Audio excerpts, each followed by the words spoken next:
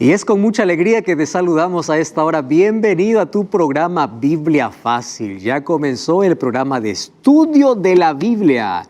Y como siempre, con Biblia en mano, estamos aquí listos para poder una vez más estudiar un mensaje que viene de Dios a través de su palabra. Nos alegra tenerte a ti del otro lado, viendo este programa por la TV, por las redes sociales, por YouTube, por Facebook. Siéntete abrazado y gracias por acompañarnos. Te digo que vale la pena invertir un tiempo en algo que significa nuestra salvación. A la verdad, es allí donde debemos invertir la mayor cantidad de tiempo. Entonces, mientras más conocimiento tengas, mejor relacionamiento tendrás con Dios. Y es por eso que en este estudio de la Biblia, en esta temporada de Biblia Fácil, estamos hablando sobre el amor, la gracia, la misericordia y la justicia de Dios representado en el santuario. Entonces, una vez más, bienvenido a este programa. Y para que tú puedas estudiar o profundizar mucho más estos temas, nosotros tenemos un material o un regalo que lo ofrecemos para ti.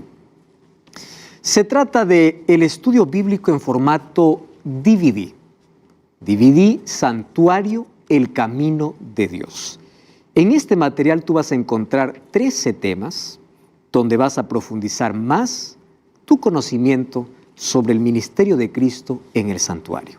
Solicítalo, ya que es totalmente gratis, al más 5512-9810-1460. Estoy con Biblia en mano, estoy aquí junto a 6 amigos que están participando de esta temporada y tú también puedes tomar tu Biblia, vamos a abrirla, vamos a estudiarla. Y como siempre, vamos a pedir que sea Dios quien pueda hablarnos a través de ella. Oramos. Querido Dios, gracias por esta oportunidad que tenemos de abrir tu palabra.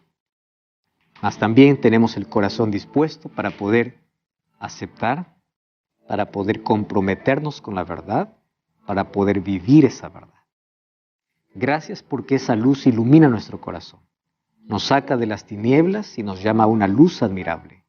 Y hoy queremos comprender un poco más sobre ese ministerio maravilloso que estás haciendo en el cielo en nuestro favor. Que tu Santo Espíritu nos guíe, que tu Santo Espíritu abra nuestros ojos para ver aquella maravilla, aquel trabajo, aquella obra maravillosa que estás haciendo a favor nuestro. Y permite que podamos hacer nuestra entrega completa.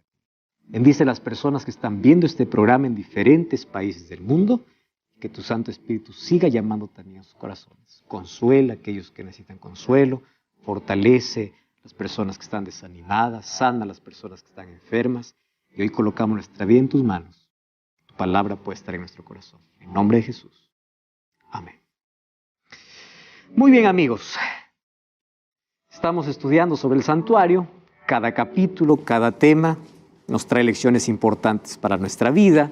Acompañamos el ministerio de Cristo desde el momento que nació hasta el momento que entró al santuario, cuando entró al lugar santo, cuando entró al lugar santísimo y cuando va a salir del lugar santísimo, cuando va a terminar ese juicio. Hoy entonces nuestro tema será: ¿cuándo será o cuándo acontecerá el juicio final? Muchos cuando escuchan la palabra juicio tienen mucho miedo.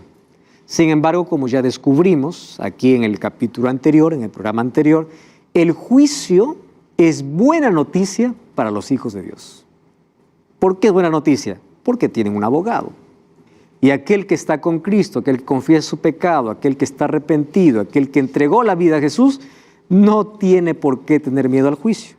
¿Por qué razón? Porque es Cristo quien se coloca delante del pecador y con su justicia obtenemos salvación. También nosotros ya estudiamos aquí que un juicio comenzó en el cielo a partir del 22 de octubre de 1844.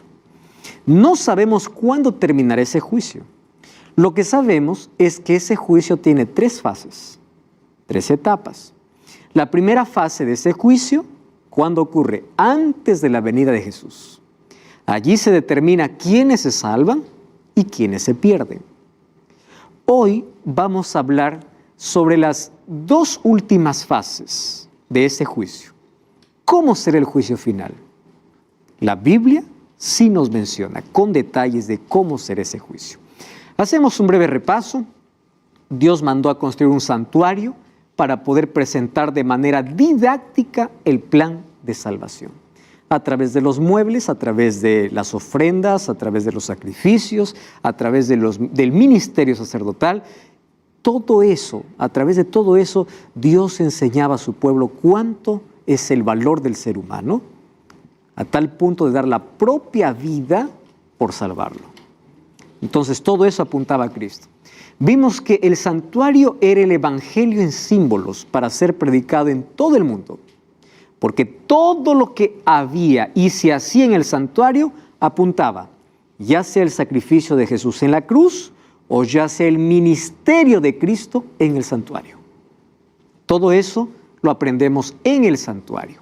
Y también aprendimos que desde el año 31 hasta el año 1844, Jesús fue nuestro abogado, y después de 1844, hasta no sabemos cuándo, Jesús es abogado y juez, y se está llevando un juicio allí en el cielo. Muy bien, un día Jesús saldrá del santuario. No sabemos cuándo. La Biblia no revela fecha, ni para cuándo termina la gracia, ni para cuándo Jesús regresa. No podemos especular, no podemos decir tal fecha. No, no existe. Si la Biblia no lo revela, todo lo que se pueda decir son tristes especulaciones humanas. Por ahí escuché muchas personas decir, por ahí yo escuché un mensaje diciendo que la gracia termina en septiembre, termina en tal año. Todo eso es mentira. ¿Por qué razón? Porque a nadie se ha revelado cuándo termina el tiempo de gracia. Y cuando la gracia se termine, no terminará primero para un grupo, luego para otro. No, la gracia terminará para toda la humanidad. Momento que Cristo salga del santuario, la gracia habrá terminado para todos. ¿Comprendes? Eso es lo que dice la Biblia. Muy bien. Cuando Cristo salga, estará determinado quién se salva y quién se pierde. Porque en el juicio, durante el proceso, los que se salvan se entregaron a Jesús, hicieron de Cristo su abogado, caminaron con Dios, hicieron la voluntad de Dios y ahora están salvos para siempre. Muy bien. Y Apocalipsis capítulo 22, versículo 12, encontramos la promesa linda que Jesús hace. Dice así: He aquí, yo vengo pronto, y mi galardón conmigo. ¿Qué significa galardón? Pago, recompensa. Yo vengo para traerte recompensa. Y para recompensar, dice, a cada uno según fuese su obra. La recompensa no es en masas, como la salvación no es en masa. O sea, no es que en casa papá es consagrado y toda la familia se consagra, no, o toda la familia se salva, no, es individual. No es que en la casa la esposa es bien cristiana y ella va a salvar a los demás, no, es personal. Y la recompensa no será por familia, no será por iglesia, no será por grupo, será de manera personal. Y esta promesa me lleva a pensar, o me lleva al conocimiento de cómo por ahí algunos están proclamando cosas que la Biblia no revela. Por ejemplo, hay personas que dicen, miren, cuando una persona muere, ¿dónde se va? Se va al paraíso, se va al infierno. ¿De dónde sacaron todo eso? Ustedes saben que esas creencias aparecieron en la Edad Media, que es conocida como la Edad Oscura, donde la palabra de Dios fue encadenada y fue prohibida. Y aparecieron muchas tradiciones. Y allí el sistema papal, para poder dar miedo a todas las personas y para poder también justificar lo que hoy los libros de historia incluso lo comentan como la Inquisición, para matar a aquellos herejes, ¿qué cosa dijo? Que el que no obedece, ¿a dónde se va? ¿Al purgatorio, al infierno o al paraíso? ¿Eso es bíblico? No lo es. Vamos a hablar en la próxima lección, hay algunos textos de la Biblia, por ejemplo una parábola del rico y Lázaro, dicen, no, pero ahí dice el paraíso y el infierno. Pero un momento, vamos a ver en qué contexto Jesús lo dijo. Pero la Biblia no está hablando que cuando uno muere, recibe recompensa inmediata. Todos recibirán recompensa cuando Cristo vuelve. Porque si cuando uno muere ya va al cielo, ¿para qué va a venir Jesús? No tiene lógica. O no es que uno ya está, ¿no?, más tiempo allí disfrutando. Dice todos, para dar a cada uno conforme fuere su obra. Es decir, bueno y malo va a recibir su recompensa en la venida de Jesús. ¿Y cómo se da la recompensa? Porque hubo un juicio. Y ese juicio se está desarrollando hoy. Entonces, el galardón o la recompensa se dará cuando Jesús regrese. Nadie tiene recompensa por adelantado. ¿Qué sucederá cuando Jesús venga? El libro de 1 Corintios capítulo 15, versículos 51 al 53 dice: He aquí os digo un misterio. Pablo pensaba que Jesús vendría en su generación y él se involucra allí y dice: no todos dormiremos. Ustedes saben que la muerte en la Biblia es comparada a un sueño. ¿Por qué es comparada a un sueño? Porque cuando uno duerme, entra en un estado de inconsciencia. Tú estás durmiendo, pasan las horas, despiertas. ¿Cuántas horas dormí? 8 horas. ¿Lo sentiste? No, entraste en un estado de inconsciencia. Entonces, la persona que murió hace 2000 años atrás, cuando resucite, para él no habrá pasado ni un segundo. Porque lo último que recordará fue el momento que murió. El tiempo que pasó, no lo sintió, entró en un estado de inconsciencia. Eso es la muerte. Entonces, allí dice, no todos dormiremos, pero todos seremos transformados. Está diciendo Pablo, no todos morirán, claro, porque va un buen grupo de personas que nunca experimentarán esa muerte, ¿no? La muerte natural, la muerte como consecuencia primaria del pecado. Pero todos seremos transformados. En un momento, en un abrir y cerrar de ojos, a la final trompeta, y Pablo dice, porque se tocará la trompeta, y los muertos serán resucitados incorruptibles, y nosotros seremos transformados. Es necesario que esto corruptible se vista de incorrupción, y esto mortal se vista de inmortalidad. ¿Cuándo ocurrirá esto? Cuando Jesús regrese. ¿Recuerdan ustedes que en el programa anterior dijimos que en el juicio se determina quiénes resucitan en la primera resurrección y quiénes resucitan en la segunda resurrección? Entonces aquí, ¿qué cosa nos dice Pablo? Los muertos que resuciten, resucitarán como incorruptibles. ¿Saben qué linda es esa promesa? Porque los muertos que resuciten cuando Jesús venga serán los que van al cielo. Y ellos resucitarán ya sin defectos físicos o mentales que el pecado trajo. Querida mamita, tú que extrañas mucho a tu hijo, probablemente perdiste a un hijo paralítico. Tu hijo va a resucitar ya no más paralítico. Perdiste a tu madrecita con un cáncer, resucitará sin cáncer. Perdiste a un ser querido, sordito, no escuchaba, va a resucitar escuchando. Algún problema físico, mental tenía, va a resucitar perfecto. Aquellos que tienen parte en la primera resurrección, ya resucitan, dice, incorruptibles. Es decir, ¿qué cosa es corrupción? Lo que el pecado deterioró. Y ellos se unirán ¿a quién? A los que están vivos. ¿Y los vivos qué serán? Transformados. Los muertos que resucitan y los vivos que esperan a Jesús, que estarán en el día de la vuelta de Jesús, ambos son, ahí dice Pablo, todos seremos transformados. ¿Por qué es necesario que esto corruptible se vista de incorruptibilidad? ¿Qué significa? Cuando Cristo regrese, arrancará de nuestra vida la naturaleza de pecado. Nunca más tendremos deseos de pecar. Seremos transformados por completo. Y ahora que tenemos un cuerpo mortal, ¿qué significa mortal? Que muere. O sea, cuando una persona muere, muere. No es que cuando una persona muere, no, por ahí sale algo, su espíritu. No, muere. Eso dice la Biblia. Cuando Cristo venga, recién vamos a recibir el don de la inmortalidad. ¿Qué significa inmortal? Nunca morir. Pero mientras Jesús no vuelva, todos somos seres mortales. Entonces, todos resucitarán. Entonces todas las personas que murieron están en sus tumbas. Mortales, están muertos. Claro, la muerte es comparada como un sueño, están en un estado de inconsciencia, pero no están deambulando en un lugar, no están sufriendo, no están disfrutando, no, están muertos hasta que Cristo venga. Entonces yo te pregunto, ¿dónde está Pedro, el apóstol Pedro? En su tumba. ¿Dónde está Pablo? En su tumba. Entonces, ¿por qué te vas a pedir a Pablo, a Pedro, a Juan? No, ellos están en su tumba esperando que Cristo regrese.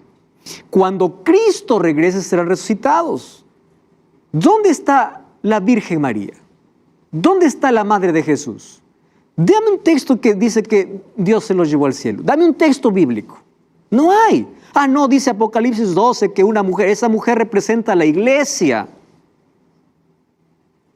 Entonces, todas las personas que murieron tuvieron una vida ejemplar, una vida perfecta. Hebreos capítulo 11 dice que todos los héroes de la fe están descansando sin haber alcanzado la promesa. ¿Qué promesa? La vida eterna. Hebreos 11:39.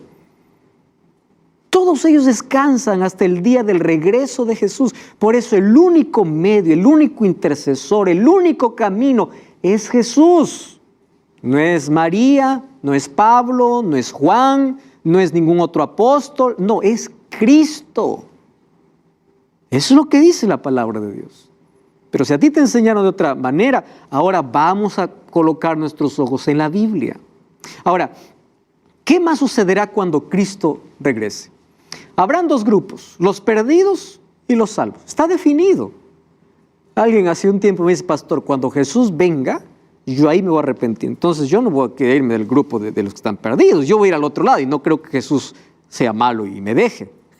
Lo que no sabe es que los casos están decididos antes de su venida. Jesús no va a venir y va a decir, a ver, tú para este lado, tú para... No, el grupo está definido. Los destinos están decididos. ¿Dónde se decidió? En el juicio preadvenimiento. El juicio que hoy se está realizando en el cielo. ¿Qué sucederá con los muertos o con los vivos? Los impíos vivos morirán. El libro de Apocalipsis 6:14 dice, dirán a las peñas, caed sobre nosotros, y ellos morirán con el resplandor de la venida de Cristo. Ahora, ¿y qué sucederá con aquellos que están vivos? Pablo dice, aquellos vivos que van para el cielo serán transformados.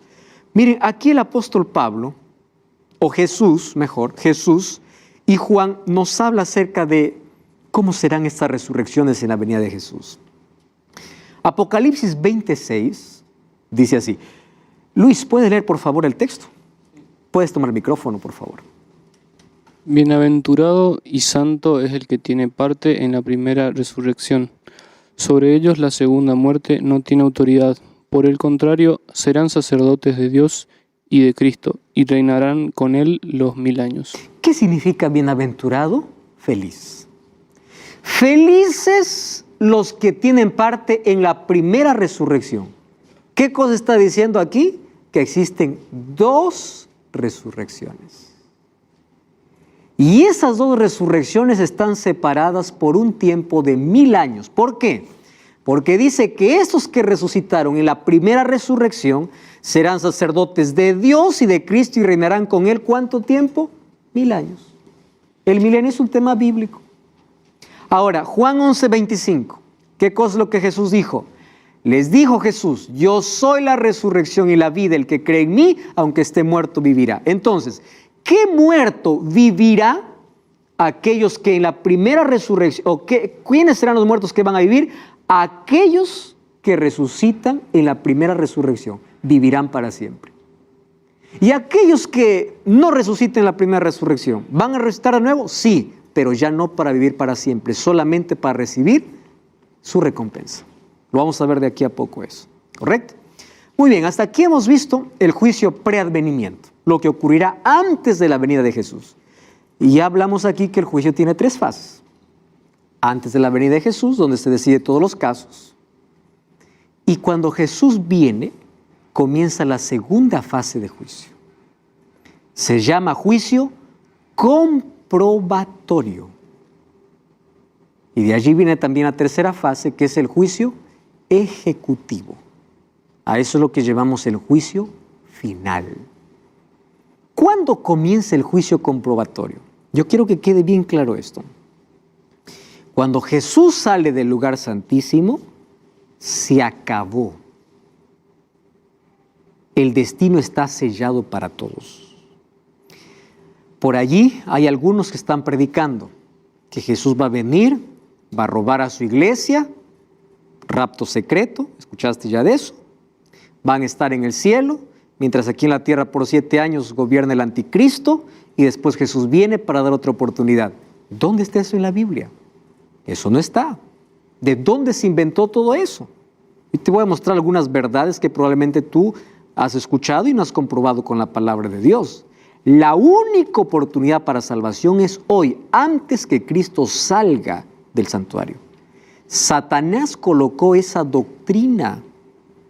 ¿Para qué? Para hacerte creer que si hoy tú estás perdido, después tienes otra oportunidad, cuando él sabe que vas a estar perdido para siempre. Ahora, ¿cuándo comenzará el juicio comprobatorio? Vamos a recordar solo un detalle del día de la purificación del santuario. Ya no voy a repetir todo lo que ocurrió en el día de la purificación, solamente la parte. Cuando el sumo sacerdote salía, bendecía a todo el pueblo. ¿Y qué cosa era traído al sumo sacerdote? Un macho cabrío.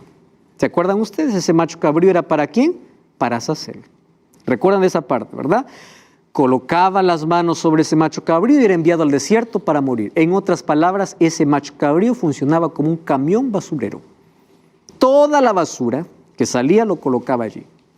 Entonces, Satanás será responsabilizado por todos los pecados que él llevó a los salvos a practicar. Los que se pierden pagarán en carne propia sus propios pecados.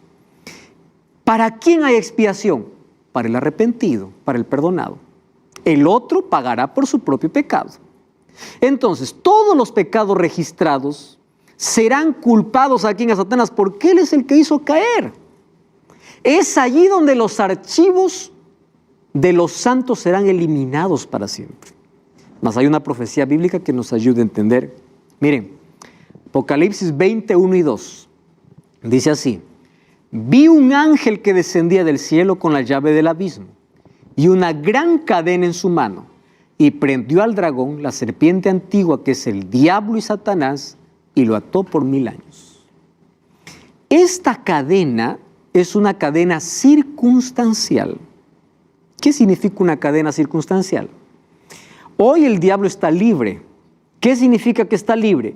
Que él aquí engaña a todo el mundo, porque esa es su especialidad. Entonces, cuando él dice que estará encadenado, significa que él ya no tiene la oportunidad de engañar. Él está encadenado, está prisionero. ¿Por qué está prisionero? Porque cuando Jesús volvió, los salvos van al cielo y los impíos que no son salvos morirán. Y aquellos que murieron y no encontraron la salvación, sus tumbas no se abrirán. Entonces, ¿cómo queda la tierra? Miren cómo queda la tierra, lo que dice el libro de Jeremías 4, 23 al 27. Miré a la tierra y he aquí que estaba asolada y vacía. ¿Cómo estaba la tierra? Vi a los cielos, no había luz. Miré a los montes, temblaban. Los collados fueron destruidos. Miré y no había hombre. Todas las aves del cielo se habían ido. Miré y aquí el campo fértil era desierto. Todas sus ciudades eran asoladas delante de Jehová, delante del ardor de su ira. Está hablando de la segunda venida. Porque así dijo Jehová: toda la tierra será asolada, pero no la destruiré del todo. ¿Cómo quedará la tierra entonces? Vacía. Entonces el diablo está encadenado porque no tiene a quién engañar. Todo está vacío, no hay nada. ¿Recuerdan dónde moría ese macho cabrío? ¿A dónde era llevado? Al desierto. ¿Y dónde moría? En el desierto. Aquí está la parte del juicio que se hacía en Israel, donde el macho cabrío para Azazel es llevado ¿a dónde? Al desierto. Ahora se cumplirá, ¿cuándo? Cuando Jesús venga. Es llevado al desierto. ¿Por cuánto tiempo? Por 1000 años. Y después va a ser destruido. Eso será la tercera fase de juicio. Porque el macho cabrío que era llevado moría en el desierto. Muy bien, ¿por qué Jesús dice, o por qué Dios allí dice, no la destruiré de todo? Porque esta tierra será purificada.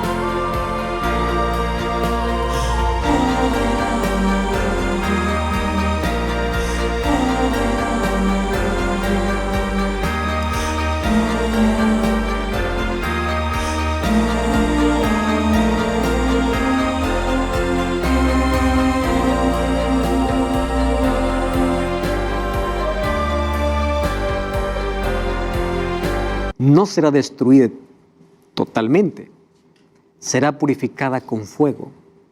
Y cuando se erradique el pecado y aquellos que no quisieron soltar el pecado, esta tierra será reformada, renovada. Dios hará una nueva creación y esta tierra será la eterna morada de todos los santos. Cuando Jesús viene, su pueblo va al cielo por 1000 años. Después de los 1000 años, regresa a la tierra y esta tierra será purificada y será la eterna morada de los justos. ¿No cambies el canal? Y ya estamos aquí de nuevo. Qué bueno es que puedas estar allí conectado. No has cambiado el canal, no has cambiado esa transmisión. Eso significa que te interesa mucho saber lo que Dios tiene para tu vida. Felicitaciones por eso. Hoy estamos hablando acerca de un tema importante. ¿Cuándo será el juicio final y cómo será ese juicio final? Entonces ya vimos que cuando Cristo regrese, habrá una resurrección, que es la resurrección de los justos, y aquellos que murieron sin Cristo no resucitarán porque esperarán la segunda resurrección.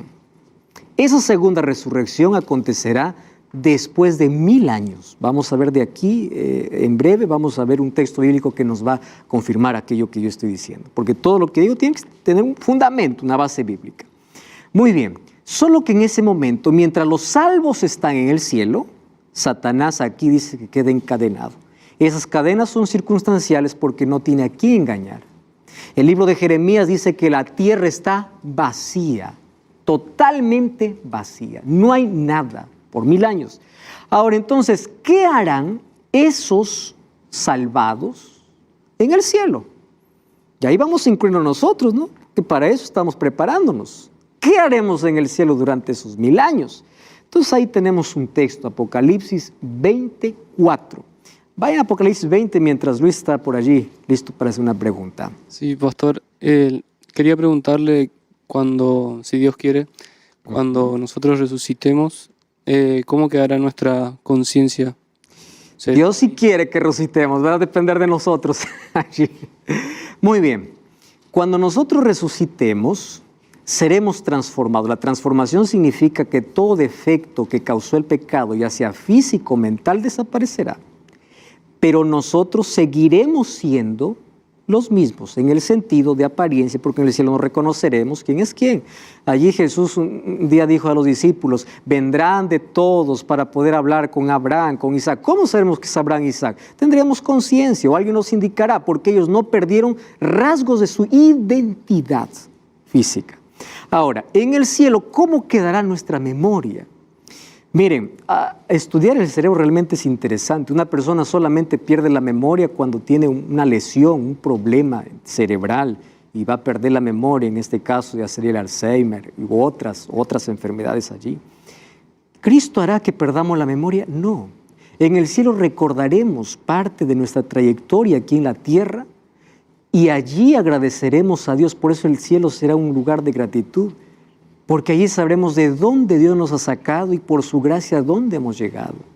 Entonces no perderemos nuestra identidad, pero sí seremos transformados en el sentido que no tendremos más naturaleza pecaminosa, no tendremos más defectos físicos, No tendremos más defectos morales o mentales.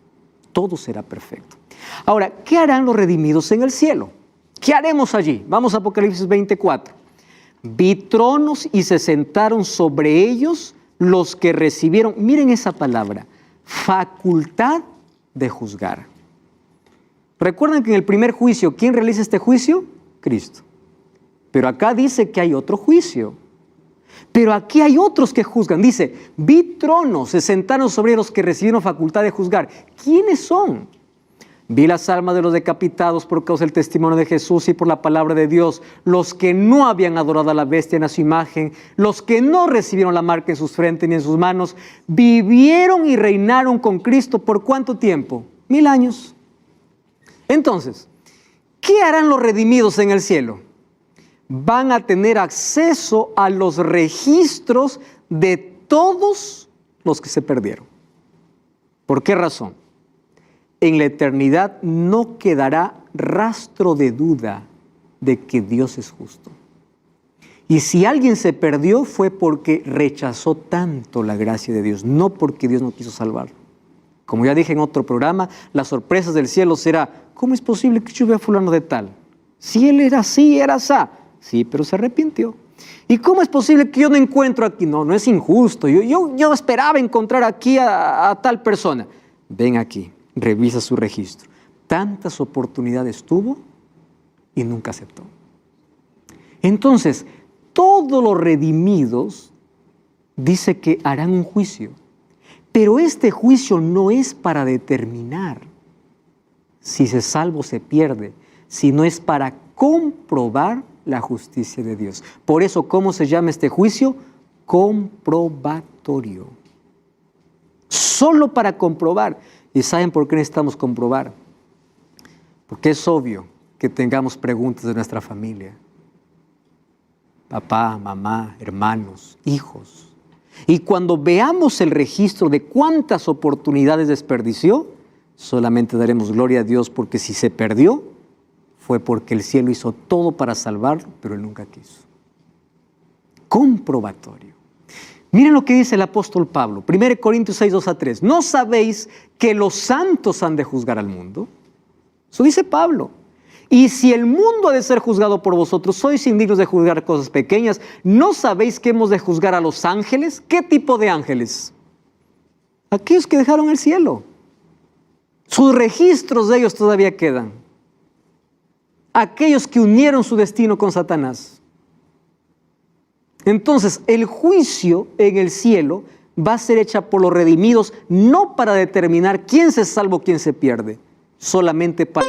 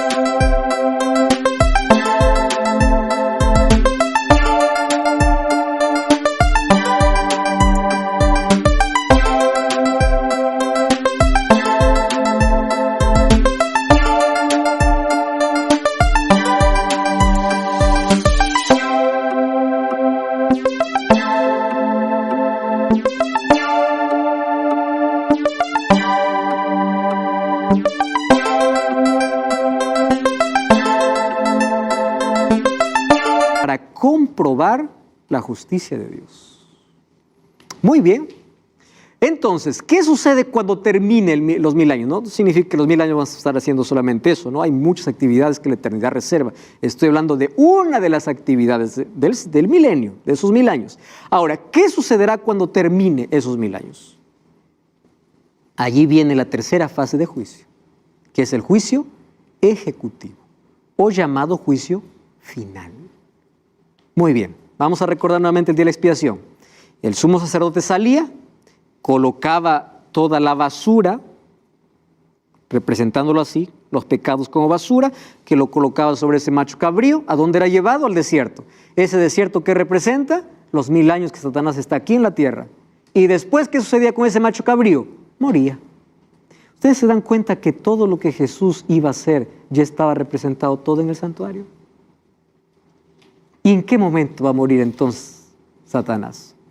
Vamos a ver aquí este juicio. Apocalipsis 27 y 8. Están ahí con el texto. Aquí yo coloqué en la pantalla porque nos ayuda hasta encontrar el texto, podemos ahorrar algún tiempo. Más si ustedes ahí tienen el texto, mucho mejor. Dice así el texto. Cuando los 1000 años se cumplan, Satanás será suelto de su prisión. ¿Por qué suelto? Saldrá a engañar. Claro, es suelto ¿por qué? Porque tiene a quien engañar. Saldrá a engañar a las naciones que están en los 4 ángulos de la tierra, a Gog y Magog, a fin de reunirlos para la batalla. ¿Qué batalla? Y el número de los cuales, ¿cómo es? Como la arena del mar. ¿Ustedes sabían que allí habrá gente tan buena, pero que nunca aceptó a Cristo? Al cielo van grandes pecadores que se arrepintieron. Y en la tierra se quedarán pequeños pecadores no arrepentidos. Personas que eran buenas, pero que nunca se rindieron. Porque nadie se salva o nadie se pierde, nadie salvo se pierde si no es por aceptar o rechazar la gracia de Dios. Y allí, ¿qué cosa dice el texto? Satanás los engañará para reunirlos a la batalla de Gog y Magog. Gog y Magog es el símbolo de 2 naciones enemigas del pueblo de Israel. Y aquí lo usa Juan como el símbolo de los enemigos de Dios. Por eso es que usa 2 términos, Gog y Magog. Aquí está poniendo en contraposición estos para enfrentarse al pueblo que vivió con Cristo por 1000 años. Y miren qué cosa sucederá. Yo quiero que ustedes puedan mirar esta imagen. Es solo una idea. Nosotros no tenemos idea de cómo será ese día. Pero ilustrando lo que la Biblia dice, más o menos será así. Jesús desciende. La nueva Jerusalén desciende. Cuando Él descienda, dice que los perdidos serán como la arena del mar. Están reunidos aquí ¿para qué? Para atacar la ciudad. Porque como ellos son más, piensan que pueden atacar y pueden entrar a la ciudad. Y es allí donde Cristo revela para todos ellos todas las oportunidades que tuvieron para salvación. Todos. ¿Y ustedes saben cómo terminará esta gente? Arrodillándose delante de Dios y diciendo, Señor, tú eres justo. Por eso la Biblia dice, toda rodilla se doblará, porque incluso ellos reconocerán que merecen el castigo. ¿Saben qué cosa es lo más triste de esta escena? Muchos de los que están aquí podrán mirar quién está aquí. Esta será la última vez. ¿Ustedes imaginan a Judas mirando a los 11 dentro de la ciudad y él fuera? ¿Ustedes imaginan a alguien mirando fuera de la ciudad? Por eso la vida consiste en esto. O estás dentro o fuera. Nadie está en el medio. O estás con Cristo o no estás. Dentro o fuera de la ciudad.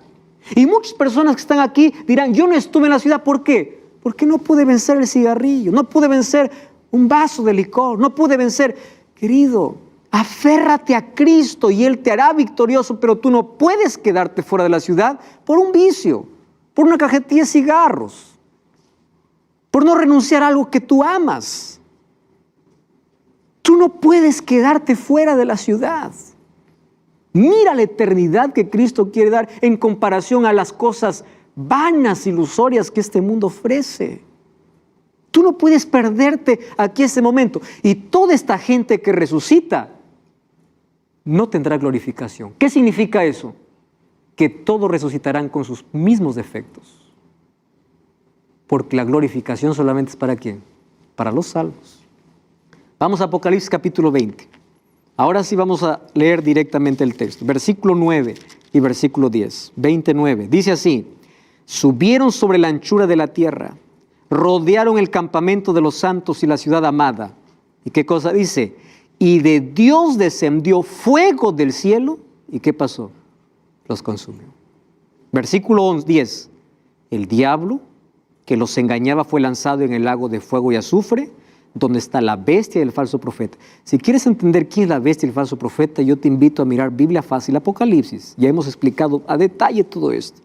Y serán atormentados día y noche por los siglos de los siglos. Ahí hay un problema, ¿verdad? ¿Cómo van a ser atormentados por los siglos de los siglos? Ahora les explico. Vamos un poquito más abajo, versículo 14. La muerte y el Hades fueron lanzados al lago de fuego. ¿Qué es la muerte? Nuestro mayor enemigo. ¿Qué es el Hades? El sepulcro. No habrá más muerte. La muerte morirá. Curioso, ¿no? La muerte morirá. Tiene sus días contados. Ese cáncer que te está acabando tiene sus días contados. La muerte que te arrancó un ser querido tiene sus días contados. Serán lanzados en el lago de fuego. ¿Esta qué cosa es? Dice, la muerte segunda. ¿Cuál es la muerte primera? La que todos podemos experimentar. Cualquier momento. Pero de la muerte segunda es eterna. Versículo 15. ¿Quién será echado en el lago de fuego? El que no se halló inscrito en el libro de la vida fue lanzado ¿a dónde? Al lago de fuego. ¿Qué es la vida entonces, amigos? No son los logros que cuelgues en la pared, no son las conquistas de la vida. Es o tu nombre está o no está. Eso es todo. Ahora, vamos a conversar un momento. ¿Por qué dice que serán atormentados día y noche? Y por ahí alguno dice, ya ve, el malo va a estar allí día y noche, ardiendo en el fuego para siempre. Vamos a comprender ese término, ¿les parece? Porque eso nos hace ver que es un Dios sádico, es un Dios terrible. Les voy a poner un ejemplo. ¿Ustedes creen que es justo que una persona que pecó 80 años arde en el fuego 10,000 años? ¿Es justo o no es justo? Sí, justo. Eso no ocurre ni acá. Ni el ser humano hace eso. ¿Cómo es que Dios va a castigar a uno que pecó 80 años por 10,000 años? Es ilógico. Pero ¿cómo se entiende entonces? Vamos entonces aquí a algunas cosas. ¿Qué cosa es infierno? En la Biblia, muchos confunden esto con el infierno. La palabra infierno tiene 3 palabras. Miren, la palabra, aquí encontramos la palabra Hades en griego, la palabra Sheol en hebreo, la palabra Gehenna también en griego y Tártaros. Voy a explicar de manera breve. Sheol significa sepulcro. La Biblia cuando habla de infierno está hablando ¿de qué? De sepulcro, en primera instancia. Hades significa lugar de muertos. Estamos yendo al idioma original. Gehenna significa, viene del valle de Hinnom. Resulta que fuera de Jerusalén había un valle donde siempre se quemaba basura y estaba ardiendo día y noche. De ahí viene la palabra Gehenna y por eso dice que arde día y noche. De ahí viene el término que arde día y noche. Y Tártaro significa oscuro, abismo y prisión. Entonces cuando la Biblia dice va al infierno, está hablando básicamente de ¿qué? De sepultura. ¿Mas qué significa tormento eterno? Porque hay muchos que están predicando que tormento eterno una persona va a arder para siempre. Pero espera, no desvirtúes el carácter de Dios. Apocalipsis tiene un lenguaje simbólico. Y como ya les expliqué, si una persona va a arder para siempre, Dios sería injusto. ¿Cómo es posible que una persona que pecó 100 años esté 10,000 años en fuego? Eso es injusticia. Entonces, ¿qué cosa está hablando? La Biblia no está hablando de una tortura eterna. La Biblia está hablando de términos que debemos conocer. En la Biblia, la palabra eterno tiene 2 connotaciones. En el hebreo es olam. Y en el griego es ainos. ¿Es así? Aionios. Aionios en griego. Entonces, esta palabra eterno, es decir, serán atormentados eternamente o serán atormentados por los siglos de los siglos, ya se ubica ya sea en olam o ya sea en aionios o ionios. ¿Qué significan estas palabras? ¿Cómo lo entendemos esto? Miren, ve, la palabra eterno en la Biblia va a depender a qué esté sujeto. Si la palabra eterno está sujeto a algo que se acaba, es eterno mientras dure. Y si está sujeto a Dios, es eterno para siempre. Por ejemplo, los santos heredarán la vida eterna. Los santos, ¿a quién están sujetos? A Dios. Entonces, ¿es eterno? Eterno. Pero dice, que cuando Cristo venga, ellos arderán eternamente. ¿El pecado tendrá un final? Sí. Entonces, si el pecado tiene un final, quiere decir que es eterno mientras dure. Ah, no, yo no le creo. No me creas. Vamos a la Biblia, porque la Biblia tiene que darnos esta explicación. Vamos a 1 Crónicas capítulo 28, Antiguo Testamento. Miren, 1 Crónicas capítulo 28, versículo 4. 1 Crónicas 28, 4. Dice así: Jehová Dios de Israel me eligió de toda la casa de mi padre, miren lo que dice el texto, para que perpetuamente sea el rey de Israel. ¿Qué palabra está usándose aquí? Olam, eternamente. ¿Quién está hablando aquí? Salomón. Dice, yo voy a ser eternamente rey, porque Judá escogió a un caudillo y de la casa de Judá la familia de mi padre, y entre los hijos de mi padre se agradó a mí por ponerme rey sobre Israel. ¿Qué cosa está diciendo él? Yo seré rey, ¿qué cosa? Eterno. ¿Está diciendo eso o no? Eterno. Muy bien. Vamos a ver entonces qué dice el capítulo 29, versículo 27. Un capítulo después nada más. 29, 27. Dice así: el tiempo que reinó sobre Israel fueron 40 años. 7 años en Hebrón y 33 años en Jerusalén.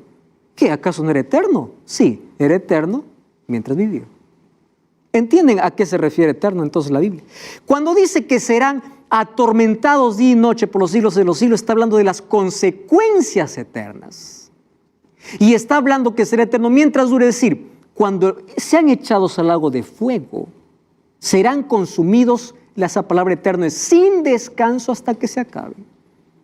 Una vez que se acabó la materia, se acabó todo. ¿Por qué razón? Porque si Dios tiene atormentando a los impíos, significa que el pecado no ha sido eliminado. Porque siguen pecadores. Entonces, ¿dónde está lo que dice Malaquías capítulo 4, que no quedará ni raíz ni rama? ¿Comprenden? Entonces hay que entenderlo en su contexto. El pecado no es eterno. Dios es eterno. Entonces, los justos tienen vida eterna porque están sujetos a Dios, pero el pecador, por estar sujeto al pecado, no va a arder eternamente, está mientras dure. Por eso dice, ¿qué cosa dice Apocalipsis? Que la muerte y el Hades es echado ¿a dónde? Al lado de fuego, y ahí se acabó. Se acabó el pecado, se acabó todo.